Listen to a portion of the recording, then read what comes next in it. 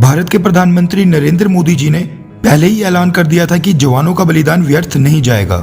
और अब अगर चाइना पर भारतीय सरकार की कार्रवाइयों को देखा जाए तो सच में ही जवानों का बलिदान व्यर्थ नहीं गया।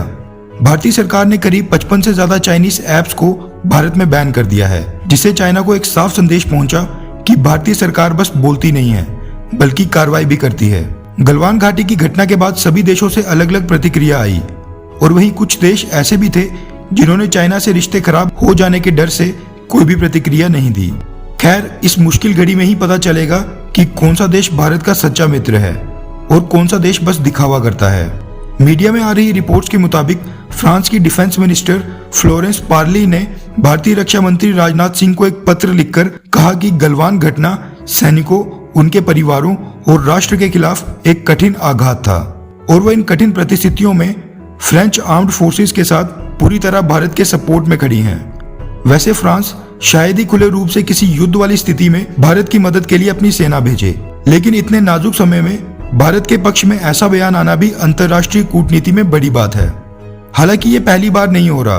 फ्रांस ने पहले भी अलग अलग अंतर्राष्ट्रीय मंचों पर भारत का साथ दिया है और भारत के खिलाफ हर प्रोपेगेंडा की अलग अलग मंचों पर कड़ी आलोचना भी की है।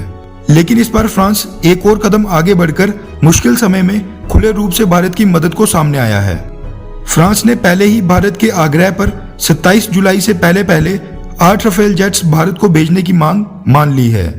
और अब जो रक्षा सूत्रों से खबर मिल रही है उसके मुताबिक फ्रांस ने अपने देश के लिए बनी मेटियोर मिसाइल्स इस मुश्किल स्थिति में भारत को ट्रांसफर करना शुरू कर दिया है। रिपोर्ट्स के मुताबिक राफेल जेट्स पर लगने वाले हथियारों और कुछ कंपोनेंट्स की डिलीवरी फ्रांस ने भारत को करना शुरू कर दिया है, ताकि जिस दिन भी कोई राफेल भारत पहुंचे तो वो चाइना से टक्कर लेने के लिए पहले दिन से पूरी स्थिति में हो। भारतीय एयरफोर्स के कुछ पायलट्स पहले से ही ट्रेनिंग प्रोग्राम के लिए फ्रांस में हैं और अब डिलीवरी के बाद वो पहले दिन पूरे हथियारों से लैस राफेल जेट को चाइना के खिलाफ मैदान में उतार सकेंगे। जो हथियार फ्रांस एयरफोर्स के लिए बने थे उनमें से फ्रांस मेटियोर मिसाइल्स भी भारत को ट्रांसफर कर रहा है। इसी के कारण चाइना और पाकिस्तान दोनों को बड़ा झटका लगा है।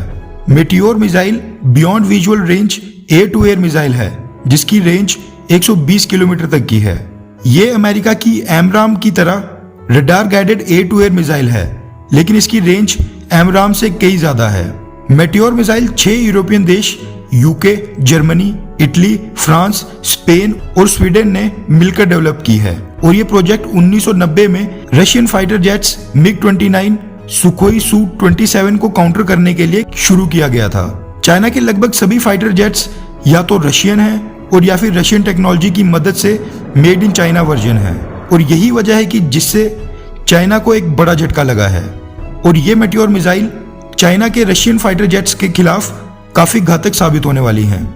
मेटियोर मिसाइल्स रैमजेट इंजन पर बेस्ड घातक मिसाइल्स हैं, जिससे बचना चाइना के जेट्स के लिए मुश्किल होने वाला है और ये चाइना के खिलाफ भारत को और भी मजबूती प्रदान करेगी।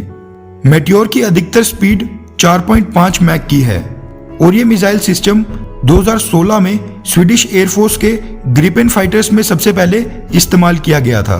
उसके बाद Meteor air to air missile Rafale में भी अडॉप्ट की गई और इसी के साथ साथ अमेरिका के F-35 स्टेल्थ फाइटर जेट्स में भी इसी मिसाइल्स का इस्तेमाल किया जाता है।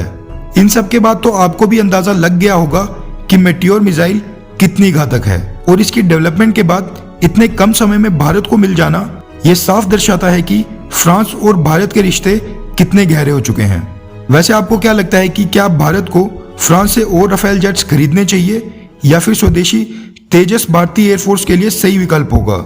नीचे कमेंट करके अपनी राय जरूर बताएं।